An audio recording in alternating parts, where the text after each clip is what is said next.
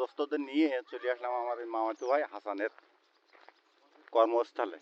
এই দোস্ত, এই দেখ দোস্ত, এই যে আখ গাছটা সব ওলের হাতে লাগানো, সবের হাতে লাগানো। মূলত আমার চাইতে সিনিয়র। ওর মালয়েশিয়া প্রথম ট্যুর কবে জানিস? 2000 সালে বন্যার সময়, যখন বন্যা হইলো না আমাদের এলাকায়, তখন। ভাবি আসেন আসেন আসেন, গ্রাম দেখেন। হ্যাঁ, তাই হচ্ছে হাসানের বস, মালিকের বাড়ি।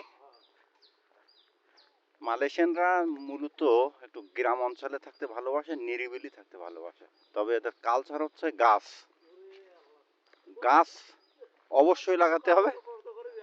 হ্যাঁ, ডাব গাছ, পাম গাছ, লক্ষ লক্ষ।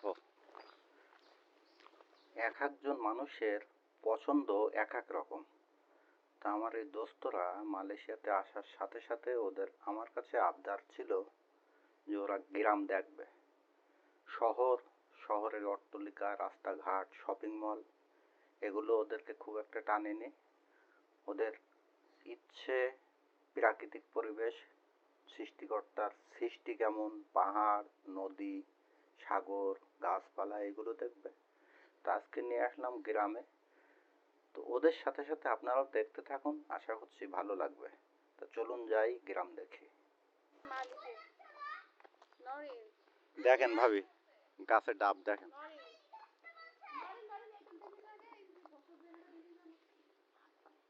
এগুলো তো নর্মাল ভাবে এরা দেখেন মালয়েশিয়ানদের বাড়ি আছে। ওই যে মহিলাটা আছে না, সম্ভবত 2-1 জন আছে। ওই যে জুতা আছে, জুতা গুনি মনে হয় যে 3 জন আছে। আসেন। মালয়েশিয়ানরা মূলত একটু নিরিবিলি থাকতে ভালোবাসে, ঝুট ঝামেলা মুক্ত থাকতে ভালোবাসে।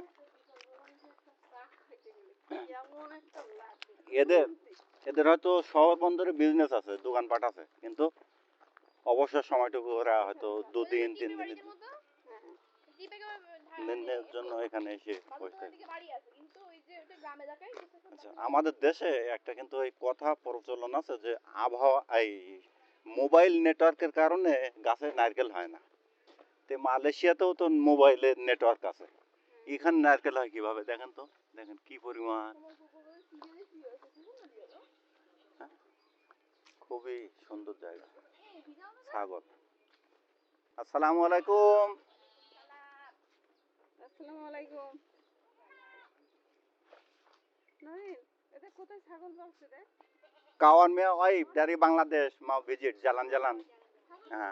Ini kakak mia tempat. Kakak mia tempat kan ini.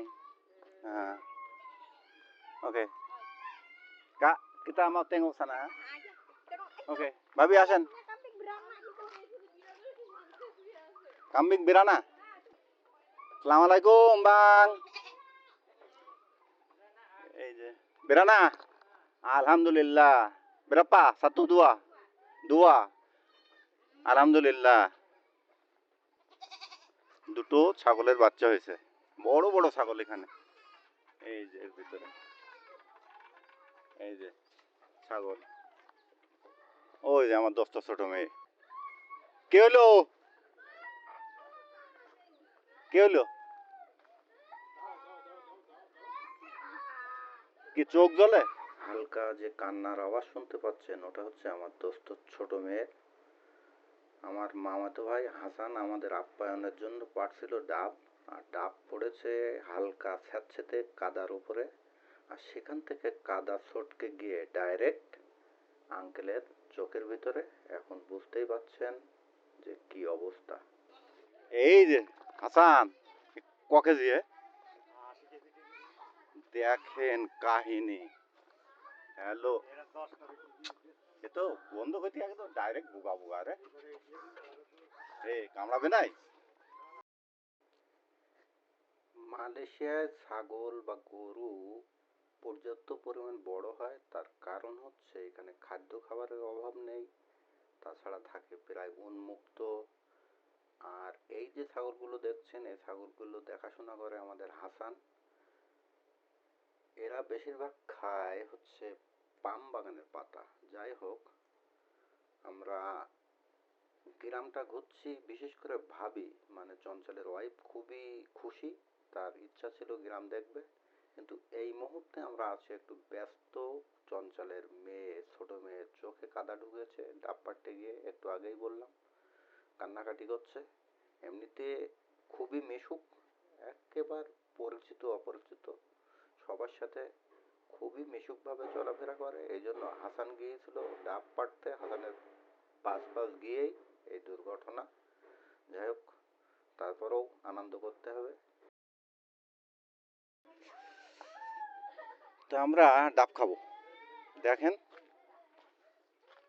কত ছোট ছোট গাছে ডাব হয়েছে, এই যে বিশাল ডাব হয়েছে। দেখেন কি অবস্থা, দেখেন ভাইরে ভাই, আমরা যে বলি বাংলাদেশে মোবাইল নেটওয়ার্কের কারণে গাছে ডাব হয় না, ফল হয় না, আমার মনে হয় যে ধারণা সম্পূর্ণ ভুল।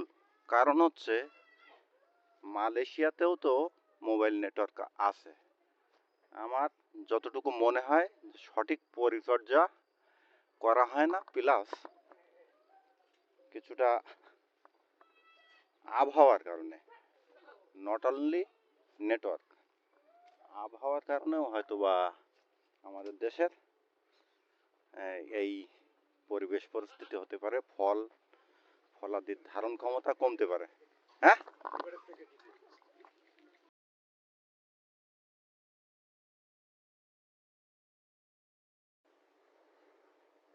অনেক কষ্ট করে বুঝ পাট দিয়ে চঞ্চলের ছোট মেয়ে মানে ছোট আঙ্কেলের কান্না থামানো হলো।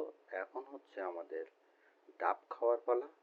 এখানে আপ্যায়ন পাচ্ছি খুব ভালো। একটু আগে লাল পোশাক পরা যে মহিলাকে দেখতে পারলেন, ওটাই হচ্ছে হাসানের বসের ওয়াইফ। এর আগেও আমি অনেকবার এখানে এসেছি, যে কারণে আমি পূর্ব পরিচিত, আর সেই হিসাবে আপ্যায়নটাও হচ্ছে একেবারে বিন্দাস।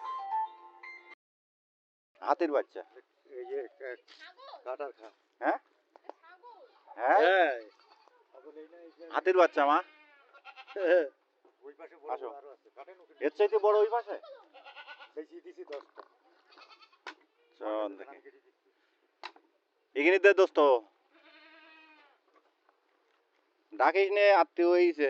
লাভের অভাব নেই তো, কিন্তু বিপদ বেশি গেল এটাই তো বড় না না বিবাদ শান্ত এখন, আবহাওয়া শান্ত হয়ে গেছে। এই আইসক্রিম নিয়ে যাবো সব। তো এটা হচ্ছে আমার ওই ভাই হাসানের, এখানে আসলাম ঘুরতে। আর এই জায়গাটা এর আগেও আমি অনেকবার ঘুরছি, ভিডিও করছি। দোস্ত ওই দেখ, এইভাবে অটো হয়ে থাকবে, দেখ এইভাবে গাছ অটো হয়ে থাকবে। দয়া করে যদি কেউ জায়গা পরিবর্তন করে তাহলে মনে করে সুন্দরভাবে লাগানো শেষ, আর যদি না করে তো এইভাবে। শুধু এই না তো, এই দেখ এখানে এগুলো সব ঢিবি হয়ে গিয়ে, এগুলো কেউ খাবে না, এগুলো কেউ খায় না। এই ভাই রে ভাই, দোস্ত তুই দেখবেন এই এক্সপোর্ট ইম্পোর্টে এই ডাবের ব্যবসা করা যায় কি চিটাগাং দে, কেনবো না, শুধু কুড়েই নিয়ে যাবো কিনতে।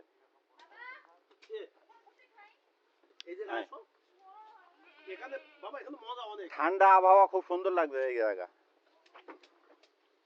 আসো। আচ্ছা, এবার আমরা খাওয়া খাবি করবো, ডাব খাবো, তারপর তো ভিডিও শেষ।